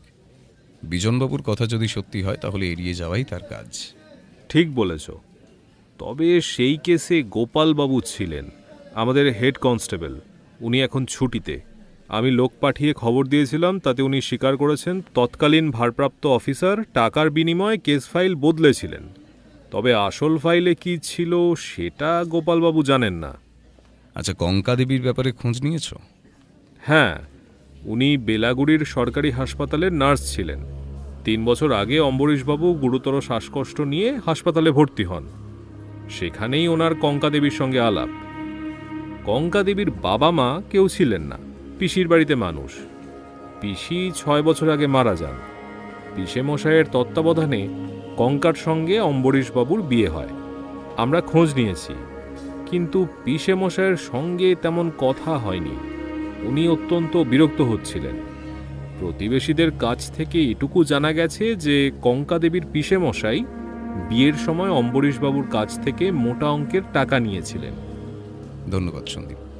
আমি পোস্টমর্টমের আর ফরেন্সিক রিপোর্টের একটা কপি নিয়ে যাচ্ছি। আর হ্যাঁ, আমি না বলা পর্যন্ত রিপোর্টগুলো কারো সঙ্গে আলোচনা করো না। অপরাধী সতর্ক হয়ে যেতে পারে। তুমি কি ভাবছো অপরাধী অম্বরীশবাবুর কাছের কেউ? এত কিছুর পরও তোমার এই প্রশ্ন? তাকে ইনসুলিনে বিষ দেওয়া হয়েছে, এমন বিষ যা কাঠের আসবাবপত্রে ব্যবহার হয়। এখানে ওর পরিবার, অফিসের লোকজন, এমনকি হরিহরবাবু সন্দেহের আওতায় আছেন। দাদা? দাদা কেন এ কাজ করবে? সেটা সময় বলবে। এখন ওঠো সন্দীপ, আজ উঠি। একটা কাজ করো, আমার জিপটা নিয়ে যাও, ড্রাইভার পৌঁছে দেবে। বেশ, তাহলে তো ভালোই। আমরা অম্বরীশবাবুর কাঠের গোডাউনে যাব, সকলের সঙ্গে কথা বলতে হবে। তাছাড়া আজ ওনাদের অনেক মাল যাচ্ছে, সেটাও একবার দেখা দরকার। ঠিক আছে, ড্রাইভার নামিয়ে দেবে। জিপ আমাদের অম্বরীশ উপাধ্যায়ের কাঠের গোডাউন থেকে বেশ কিছুটা দূরে মেন রোডে নামিয়ে দিয়ে চলে গেল। আমরা হাঁটতে হাঁটতে গোডাউনে পৌঁছলাম। সেখানে পৌঁছে চোখ ধাঁধিয়ে গেল। জলপাইগুড়ির একটা ফার্নিচারের দোকানে বিপুল আসবাবপত্র পাঠানোর প্রস্তুতি চলছে। চারিদিকে কাঠের গন্ধ, মেশিনের শব্দ আর শ্রমিকদের ব্যস্ততা। কাঠের ওপর ইপক্সি রেজিনের চকচকে আস্তরণ দেখে আমার বুকটা ছ্যাঁত করে উঠল। অজিতেশের কথা মনে পড়ল। এই রেজিনই অম্বরীশবাবুর মৃত্যুর কারণ। এমন সময় দাদা আমাদের দেখে এগিয়ে এসে বলল, আরে তোরা এখানে? হ্যাঁ, এখান দিয়ে যাচ্ছিলাম, ভাবলাম আপনাদের গোডাউনটা একটু দেখে যাই। কথা বলতে বলতে আমরা দেখলাম অম্বরীশবাবুর মেয়ে রঞ্জনা এক ভদ্রলোকের সঙ্গে দাঁড়িয়ে কথা বলছে। আমরা সেদিকে এগিয়ে গেলাম। রঞ্জনার দিকে তাকিয়ে ও বলল, আপনি এখানে? হ্যাঁ, বাবার অবর্তমানে তার ফার্নিচারের ব্যবসার দায়িত্ব আমার। বাবা এই দিনটার জন্য অনেক পরিশ্রম করেছিলেন, তার স্বপ্ন তো আমি আর ব্যর্থ হতে দিতে পারি না, তাই এসেছি। আপনি শুনেছেন নিশ্চয়ই আজ আপনার বাবার দেহ দেওয়া হবে? সকালে থানা থেকে ফোন এসেছিল, বলল বাবার মৃত্যুটা নাকি স্বাভাবিক নয়। পোস্টমর্টম আর ফরেন্সিক রিপোর্ট তাই বলছে। আচ্ছা, আপনার কি মনে হয় আপনার বাবাকে কে খুন করতে পারে? সেটা জানতে খুব বেশি দূরে যেতে হবে না অজিতেশবাবু, আমাদের বাড়িতেই দেখুন। তাছাড়া আশেপাশে অনেকেই থাকতে পারে। পুলিশ তদন্ত করছে, আশা করি ওনারা ঠিকই খুঁজে বার করবেন। আচ্ছা, একটা ব্যক্তিগত প্রশ্ন করতে পারি? বলুন। আপনি তো বিবাহিত, আপনার স্বামীকে তো দেখিনি, তিনি কোথায়? মানে যেদিন আমরা আপনাদের বাড়িতে গিয়েছিলাম সেদিনও তাকে দেখিনি। দেখুন, আমার ব্যক্তিগত জীবনে কেউ নাক গলাক সেটা আমি একেবারেই পছন্দ করি না। এই প্রশ্নের উত্তর দেওয়াটা আমি ঠিক জরুরি বলে মনে করছি না, আমার অনেক কাজ আছে। এমন সময় একজন লোক ছুটতে ছুটতে এসে সামনে দাঁড়ানো ভদ্রলোকটিকে বলল, দাদা, প্রবলের অবস্থা খুব খারাপ, ডাক্তার এসেছিল, ইঞ্জেকশন দিয়ে গেছে, বলছে হয়তো আজ রাতটা, আপনি প্লিজ এখনই চলুন। কথাটা শুনে ভদ্রলোকের মুখ মুহূর্তে ফ্যাকাশে হয়ে গেল। তিনি রঞ্জনার দিকে তাকিয়ে বললেন, রঞ্জনা, আমি আসছি। হরিহর, ম্যাডামের যা সাহায্য লাগবে দেখে নিও। তিনি বেরিয়ে গেলেন। অজিতেশ দাদার দিকে তাকিয়ে জিজ্ঞেস করল, প্রবালকে আর উনি এইভাবে চলে গেলেন কেন? প্রবালর ভাই বেশ কিছুদিন ধরে অসুস্থ। কি হয়েছে? মাথায় রক্ত জমাট বেঁধে গেছে। কিভাবে? প্রবাল আগে এখানে অ্যাকাউন্টেন্টের কাজ করত। 8 মাস আগে একটা বড় ডিলের টাকা স্যার অফিসে ফেলে গিয়েছিলেন। অতগুলো টাকা সারা রাত অফিসে রাখা নিরাপদ হবে না ভেবে প্রবাল টাকাটা স্যারের বাড়ি দিয়ে আসতে যায়। রাস্তায় কিছু দুষ্কৃতী প্রবালের উপর হামলা করে সেই টাকা নিয়ে চম্পট দেয়। সেই দিন হামলায় প্রবালের মাথায় গুরুতর আঘাত লেগেছিল। মাথার ভেতর রক্ত জমাট বেঁধে যায়। ওষুধ খেয়েও রক্ত জমাট সারে না, উল্টে মাথার ভেতরই ওই একটা নির্দিষ্ট অংশে আরো বেশ কিছু ক্লট তৈরি হয়। গৌরাঙ্গ বাবু ভাইকে কলকাতায় নিয়ে গিয়েছিলেন। ডাক্তার বলেছিলেন ওই ক্লট অপারেশন করে বার করতে হবে, নইলে ওই ক্লট সারা মাথায় ছড়িয়ে পড়বে এবং প্রবালের মৃত্যুর সম্ভাবনাও আছে। কিন্তু আমাদের দেশে এত জটিল অপারেশন হয় না, আর হলেও তার যা খরচ, সে খরচ তোলার সাধ্য গৌরাঙ্গবাবুর নেই। ফলে আস্তে আস্তে প্রবালের মাথায় রক্ত আরো জমাট বাঁধতে থাকে। বর্তমানে ওর মাথায় খুব যন্ত্রণা হয়, সেই যন্ত্রণা চোখে দেখা মতন না। ব্যথা অনেক বাড়লে ডাক্তার এসে ঘুমের একটা ব্যথার ইঞ্জেকশন দিয়ে যায়, কিন্তু ওর আয়ু বেশ। হরিহর বাবু, ওদিকে একটু দেখুন তো মাল লোড হচ্ছে কিনা, বৃথা সময় নষ্ট করবেন না। আর অজিতেশ বাবু, আজ আমাদের বেশ চাপ আছে, একদিন বাড়িতে আসুন, তখন কথা হবে। রঞ্জনার কথার সুরে বিরক্তির ছাপ স্পষ্ট। আমরা আর কথা না বাড়িয়ে গোডাউন থেকে বেরিয়ে বাড়ির পথ ধরলাম। পথে একদম চুপচাপ, তার মুখে সেই চেনা চিন্তার ছায়া। বাড়ি পৌঁছে সে সোজা টেলিফোনের কাছে গেল, সন্দীপকে ফোন করল। তারপর ঘরে ঢুকে দরজা বন্ধ করে দিল। সন্ধ্যায় হঠাৎ সন্দীপের ফোন এলে আমি অজিতেশকে ডাকতেই সে দৌড়ে এসে ফোনটা নিয়ে গম্ভীর মুখে সন্দীপের কথা শুনল। তারপর বলল, ভেরি গুড সন্দীপ, এতটা সাহায্যের জন্য সত্যি ধন্যবাদ। একটা কাজ করো, বিজনবাবু, নিশীথ, দিগম্বরবাবু, কঙ্কাদেবী, রঞ্জনা, অম্বরীশবাবুর সোনার দোকানের ম্যানেজার দেবেন আর গৌরাঙ্গবাবু সবাইকে কাল সকাল ঠিক 11টায় উপাধ্যায় ম্যানশনে রাখো।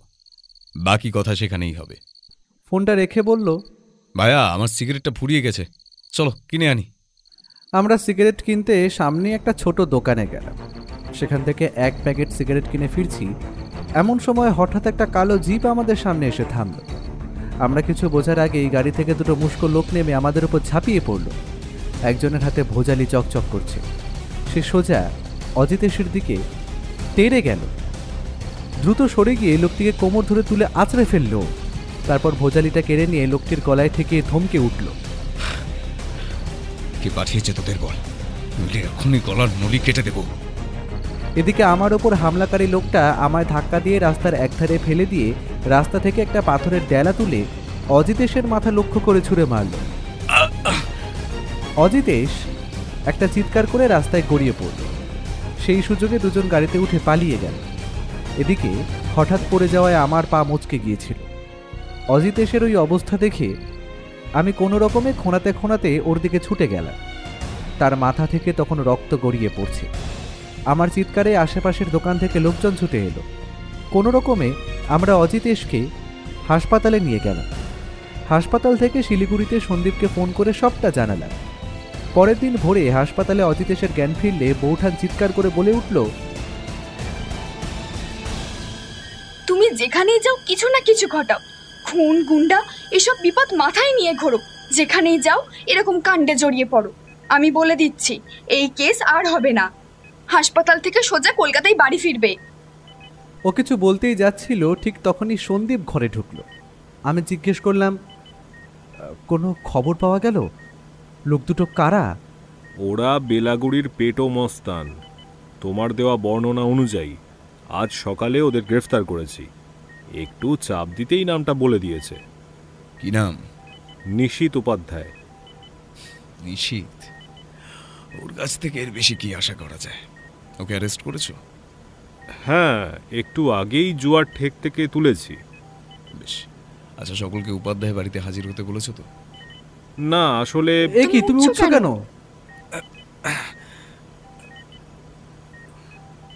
কাজ আছে গিন্নি। আমার এই সামান্য চোটের জন্য সেই কাজ ফেলে রাখা সম্ভব নয়। সন্দীপ, তুমি সবাইকে জানিয়ে দাও। আমি আর কিছুক্ষণের মধ্যে সকলের সামনে আসল আততায়ীর মুখোশ খুলে দেব। ঠিক আছে, তোমরা তাহলে আসো, আমি সবাইকে খবর পাঠাই। সন্দীপ চলে গেলে আমি আর দাদা অজিতেশকে উপাধ্যায় বাড়িতে নিয়ে গিয়ে পৌঁছলাম। সেখানে পৌঁছে দেখি অম্বরীশবাবুদের বসার ঘরে প্রত্যেকে, মানে দিগম্বরবাবু, ওনার স্ত্রী, কঙ্কা দেবী, রঞ্জনা, গৌরাঙ্গবাবু, বিজনবাবু সবাই উপস্থিত। অজিতেশের মাথায় ব্যান্ডেজ দেখে দিগম্বরবাবু জিজ্ঞেস করলেন, এ কি অজিতেশবাবু, আপনার মাথায় কি হয়েছে? আপনার ছেলের দয়া আর কি। দিগম্বরবাবু কিছু একটা বলতে যাচ্ছিল, এমন সময় একজন কনস্টেবলের সাথে ঘরে এসে ঢুকলো হাত করা পরা নিশীথ। সেটা দেখে নিশীথের মা চিৎকার করে উঠল, কি আমার ছেলেকে হাত করে কেন পড়িয়েছেন? কি করেছে ও? ও দাদাকে খুন করেনি। কেউ তো একবারের জন্য বলেনি যে নিশীথ অম্বরীশবাবুকে খুন করেছে। তাহলে আমার ছেলেকে হাত করে কেন পোড়ানো হয়েছে? ও অজিতেশকে মারার চেষ্টা করেছে, তাই। এসব বাদ দাও সন্দীপ, এখন আসল কথায় আসা যাক। আপনারা সবাই জানেন অম্বরীশবাবুর মৃত্যু স্বাভাবিক নয়। পোস্টমর্টম রিপোর্ট তাই বলছে।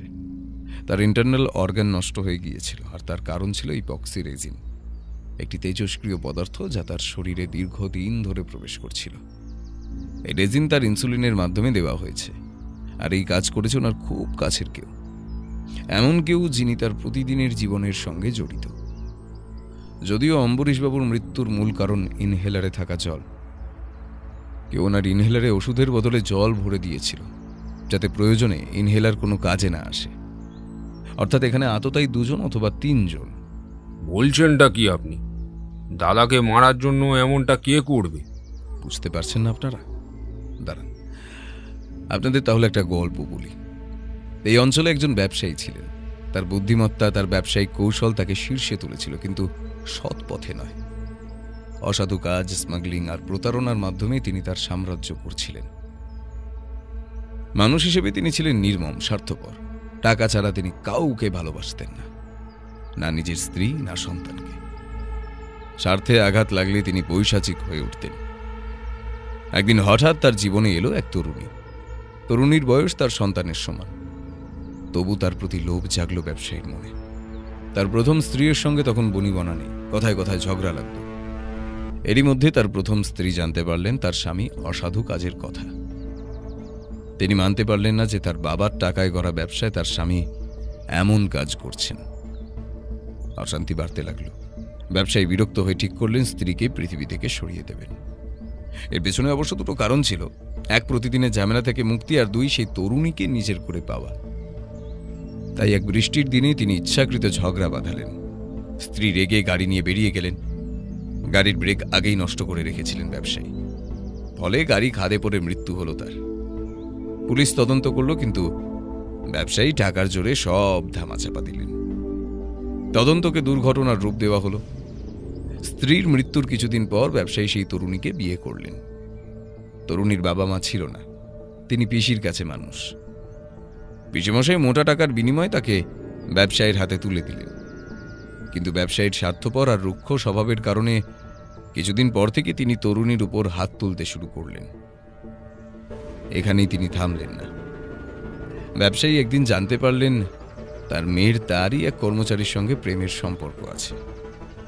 এটা তার পছন্দ হলো না। তিনি তড়িঘড়ি মেয়ের বিয়ে ঠিক করলেন। মেয়ে বেঁকে বসলে অম্বরীশ গুন্ডা লাগিয়ে তার প্রেমিকের উপর হামলা করালেন, তাকে শাসালেন।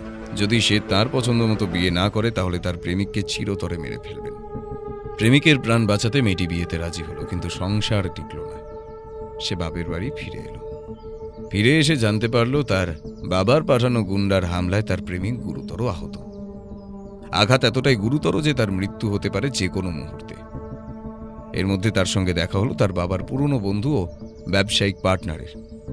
সে তাকে জানালেন তার মায়ের মৃত্যু স্বাভাবিক ছিল না, অম্বরীশই তাকে খুন করেছিলেন। প্রেমিকের দুরবস্থা আর মায়ের মৃত্যুর আসল কারণ জানতে পেরে মেয়েটির মনে প্রতিশোধের আগুন জ্বলে উঠল। সে ঠিক করল বাবাকে পৃথিবী থেকে সরিয়ে দেবে, কিন্তু এমন চতুরতার সঙ্গে যাতে সাপও মরে লাঠিও না ভাঙে। এতটা বলে অজিতের সামান্য থামল। তারপর বলল, কি রঞ্জনা দেবী, কিছু ভুল বললাম? ভুল বললে আপনি কিন্তু আমাকে শুধরে দেবেন। অজিতেশের এমন আচমকা প্রশ্নে রঞ্জনা প্রথমে একটু থতমত খেল, তারপর ক্ষুব্ধ কণ্ঠে বলল, না মানে এইসব কি ধরনের মশকরা অজিতেশ বাবু? আপনি ঠিক কি বলতে চাইছেন বলুন তো, একটু স্পষ্ট করুন। আপনি ধরা পড়ে গেছেন রঞ্জনা, স্বীকার করে নিন। কোন মেয়ে তার বাবাকে খুন করবে? এত বড় অপবাদ দিচ্ছেন যে আপনাদের কাছে কোনো প্রমাণ আছে? প্রমাণ? গতকাল কাঠের গোডাউনে যখন একজন এসে গৌরাঙ্গবাবুকে প্রবালের খবর দিল, তখন আমি রঞ্জনার চোখ মুখের অবস্থা লক্ষ্য করেছিলাম। প্রবালের কথা শুনতে তার মুখ ফ্যাকাশে হয়ে গিয়েছিল, যেন তার বুক থেকে হৃৎপিণ্ড ছিঁড়ে বার করে আনছে। এমন অভিব্যক্তি শুধু তখনই হয় যখন কেউ নিজের প্রাণপ্রিয় কারো যন্ত্রণার কথা শোনে। সেই মুহূর্তে রঞ্জনার মুখে সেই বেদনা আমি দেখেছি, আর সেটা রঞ্জনাও বুঝেছিলেন যে আমি লক্ষ্য করেছি। তাই তিনি তৎক্ষণাৎ কথা ঘুরিয়ে বিষয়টা ধামাচাপা দেওয়ার চেষ্টা করছিলেন। এমনকি আমি যখন রঞ্জনাকে বললাম তার বাবার মৃত্যুটা অস্বাভাবিক, তখন মেয়ে হয়ে সে জানতেও চাইল না যে তার বাবার মৃত্যুর কারণ ঠিক কি। আমি তখনই আন্দাজ করেছিলাম কিছু একটা রহস্য আছে।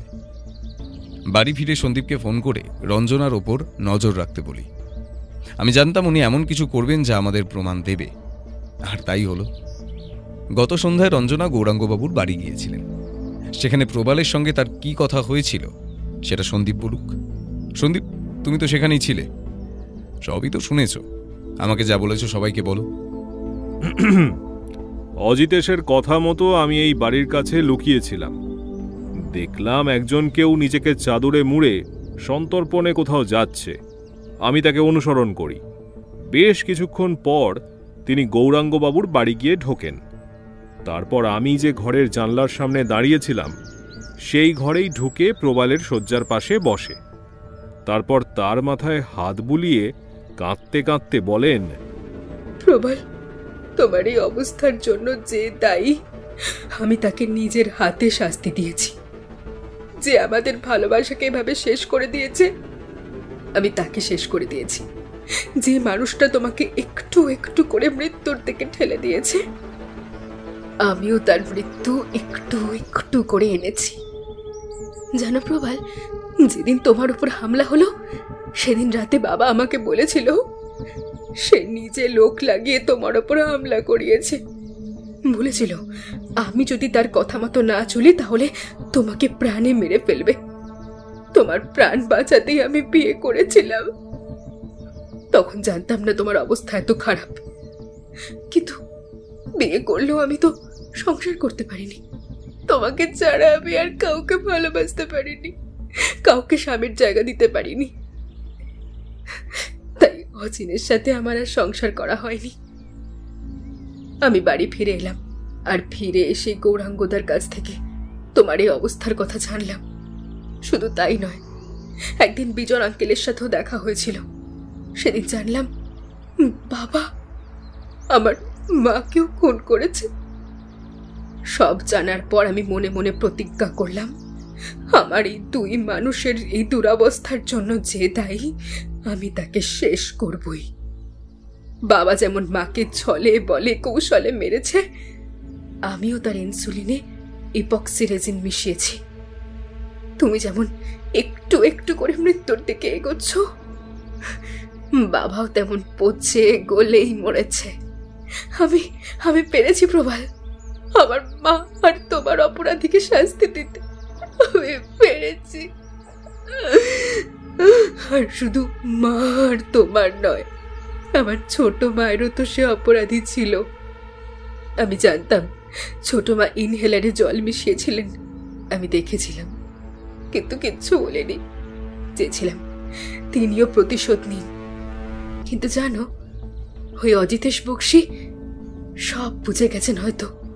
তাই আমি নিশীথকে উস্কে দিয়েছি, বলেছি বাবার মৃত্যুর জন্য অজিতেশ, বাকি কাজ এবার নিশীথ করবে। আজ আমি উঠি প্রবাল, আবার আসবো। তুমি ভালো হয়ে যাবে, দেখো আমি তোমার চিকিৎসা করাবো, প্রয়োজনে তোমাকে আমি বিদেশেও নিয়ে যাব। তুমি একদম ঠিক হয়ে যাবে। রঞ্জনা দেবী, আপনার বাবা আপনার অনেক ক্ষতি করেছেন। আপনার মায়ের মৃত্যু, আপনার প্রেমিকের উপর হামলা, এসব আপনি জানতেন। আপনার মনে প্রতিশোধের আগুন জ্বলছিল, তাই আপনি ঠিক করলেন তাকে শেষ করবেন, কিন্তু এমনভাবে যাতে কেউ সন্দেহ না করে। আপনি কাঠের গোডাউনে যেতেন, ইপক্সি রেজিন সেখানে প্রচুর পরিমাণে থাকে। আপনি জানতেন আপনার বাবা ইনসুলিন ব্যবহার করেন।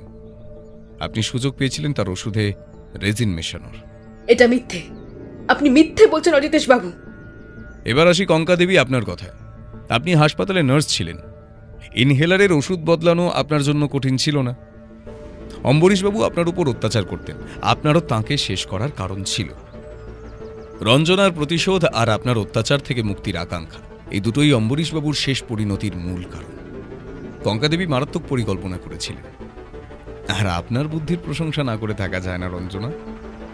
আপনার বাবার মৃত্যুটা আপনি এমনভাবেই সাজিয়েছিলেন যে আপাত দৃষ্টিতে এটা স্বাভাবিক মৃত্যু বলেই মনে হয়, কিন্তু দুর্ভাগ্য এই অজিতেশ বক্সি সবটা ভেস্তে দিল। তবে একটা কথা বলি, আইনের চোখে আপনারা অপরাধী হলেও আমার চোখে অপরাধী নন। আপনাদের সত্যি কুর্নিশ। রঞ্জনা হঠাৎ ভেঙে পড়ল, কাঁদতে কাঁদতে বলল,